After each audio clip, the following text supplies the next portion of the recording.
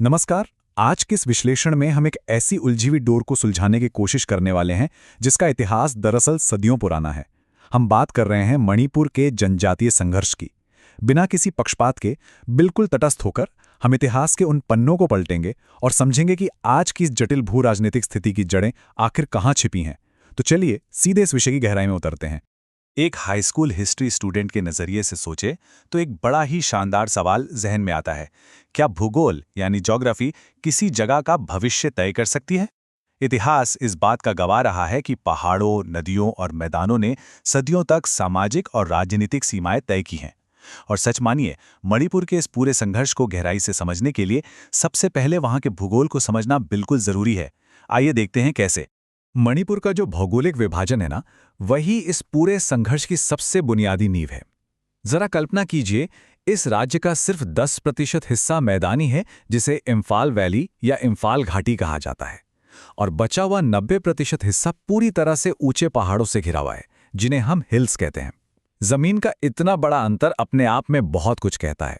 इस ऐतिहासिक सफर को आसानी से समझने के लिए हम इस पूरी कहानी को 6 मुख्य पड़ावों में बांटेंगे। पहला, घाटी और पहाड़ का विभाजन। दूसरा, राजाओं, साम्राज्यों और ब्रिटिश शासन का दौर। तीसरा, आधुनिक भारत में विलय। चौथा, भूमि कानून और जनजातीय दर्जा। पांचवां, विद्रोही गुटों का उदय। और आखिर में वर्तमान तनाव और जनसांख्यिकी। ये रोडमैप हमें बताएगा कि कैसे एक भौगोलिक विभाजन धीरे धीरे एक आधुनिक संकट में बदल गया। तो चलिए सबसे पहले पड़ाव से शुरुआत करते हैं, घाटी और पहाड़। यहाँ का जनसांख्यिकी बंटवारा यानी डेमोग्राफिक्स बिल्कुल स्पष्ट है। जो 10% मैदानी इलाका है, इम्फाल घाटी, वहाँ मुख्य रूप से मैती समुदाय रहता है। दूसरी तरफ जो 90% पहाड़ी इलाका है, वहाँ कुकी और नागा जनजातियाँ निवास करती हैं। ये बंटवारा आज या कल का नहीं है, बल्कि सदियों से चला आ रहा है, और आगे की कहानी समझने के लिए इस बुनियाद को ध्यान में रखना बहुत जरूरी है। अब चलते हैं दूसरे पड़ाव पर, राजा, साम्राज्य और ब्रिटिश शासन। एक ऐसा दौर जहां से दरार आनी शुरू हुई। बात है 1709 की, जब कांगलाई पाक, जिसे आज हम मणिपुर कहते हैं, वहां के राजा पामहिबा हिंदू धर्म अपना लेते हैं और राज्य का नाम मणिपुर रख देते हैं। इससे घाटी में हिंदू धर्म का प्रभाव काफी बढ़ जाता है।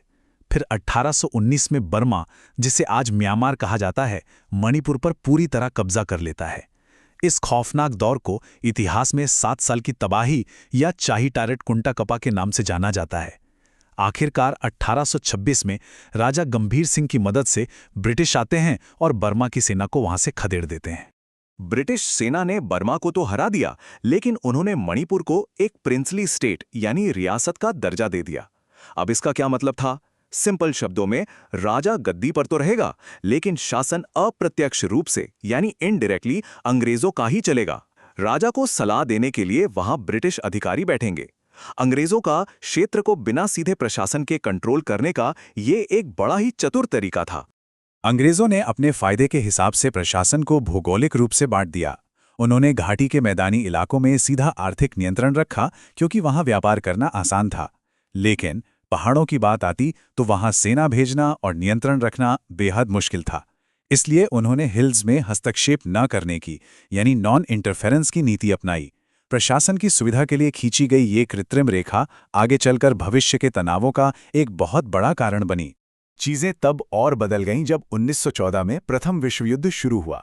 अंग्रेजों ने कुकी जनजाति से युद्ध में लड़ने के लिए सैनिक मांगे, लेकिन कुकियों ने साफ मना कर दिया। नतीजा, 1917 से 1919 के बीच एंग्लो कुकी युद्ध छिड़ गया। युद्ध जीतने के बाद कुकियों को नियंत्रित करने के मकसद से अंग्रेजों ने पहाड़ों में ईसाई मिशनरियों को भेजा।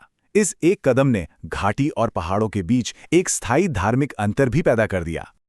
अब आते हैं तीसरे पड़ाव पर, आधुनिक भारत के साथ विलय यानी इंटीग्रेशन। ये एक काफी संवेदनशील दौर था, जहां राजनीतिक शक्ति पूरी तरह से बदल रही थी।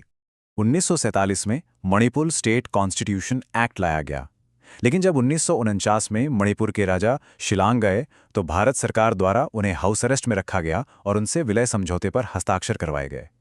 इस हस्ताक्षर के साथ ही मणिपुर की रक्षा और संचार पूरी तरह से भारत के नियंत्रण में आ गया। ध्यान देने वाली बात यह है कि इसके कई साल बाद 1972 में जाकर मणिपुर को अंततः पूर्ण राज्य यानी फुल स्टेटहुड का दर्जा मिला। लेकिन 1949 का ये विलय आज भी कई विवादों के केंद्र में बना हुआ है। चौथा पड़ाव है भूमि कानून और जनजातीय दर्जा। आइए देखते हैं किन कानूनों ने इस खाई को और चौड़ा किया। 1960 के भूमि सुधार अधिनियम यानी लैंड रिफॉर्म एक्ट को समझना यहाँ बेहद जरूरी है। इस कानून के तहत ये नियम बना कि घाटी में रहने वाले लोग, जिनमें मुख्य रूप से मैतेई शामिल हैं, पहाड़ी इलाकों में जमीन नहीं खरीद सकते। लेकिन इसके बिल्कुल विपरीत पहाड़ी जनजातियां मणिपुर में कहीं भी यानी इम्फाल घाटी में भी आराम से जमीन खरीद सकती थीं। एक तरफा लगने वाले इस नियम ने लोगों के दिलों में एक लंबे समय तक चलने वाले असंतोष को जन्म दिया।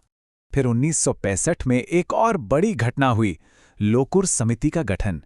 इस समिति को ये तय करना था कि भारत में आखिर किसे अनुसूचित जनजाति यानी एसटी का दर्जा मिलेगा। इसके लिए उन्होंने 5 बातें तय कीं: आदिम विशेषताएं, विशिष्ट संस्कृति, भौगोलिक अलगाव, संकोचपूर्ण स्वभाव और पिछड़ापन। एक तरह से ये एक चेकलिस्ट थी। तो इस समिति का नतीजा क्या निकल कर आया? कुकी और नागा जनजातियों को एसटी का दर्जा दे दिया गया, जबकि मैतेई समुदाय को एससी और ओबीसी श्रेणियों में रखा गया, पर एसटी में नहीं। हालांकि यहां एक तटस्थ तथ्य ये भी है कि मैतेई समुदाय का अपना तर्क है। उनका मानना है कि 1949 के विलय से पहले उन्हें ऐतिहासिक रूप से जनजातीय दर्जा प्राप्त था और आज वो वही वापस मांग रहे हैं। 5वां पड़ाव, विद्रोही गुटों का उदय। जब नए राजनीतिक बदलाव आते हैं तो सभी उसे आसानी से नहीं अपनाते। इन नई राजनीतिक वास्तविकताओं पर अलग अलग समूहों ने हथियार उठा लिए और उनकी मांगें एक दूसरे से बिल्कुल अलग थीं। मैती गुटों का मुख्य रूप से मानना था कि 1949 का विलय अवैध था और वो खुलकर इसका विरोध कर रहे थे। वहीं दूसरी तरफ नागा गुट ग्रेटर नागालैंड की मांग पर अड़े थे और कुकी गुट भारत के भीतर ही अपने लिए एक अलग कुकी लैंड राज्य की मांग कर रहे थे। दावे अलग थे पर जमीन वही थी। और इतिहास गवाह है, जब अलग अलग समूह एक ही भौगोलिक क्षेत्र पर अपना दावा करते हैं तो त्रासदी होना लगभग तय होता है। कुकी और नागा गुटों के क्षेत्रीय दावे एक दूसरे से टकरा रहे थे।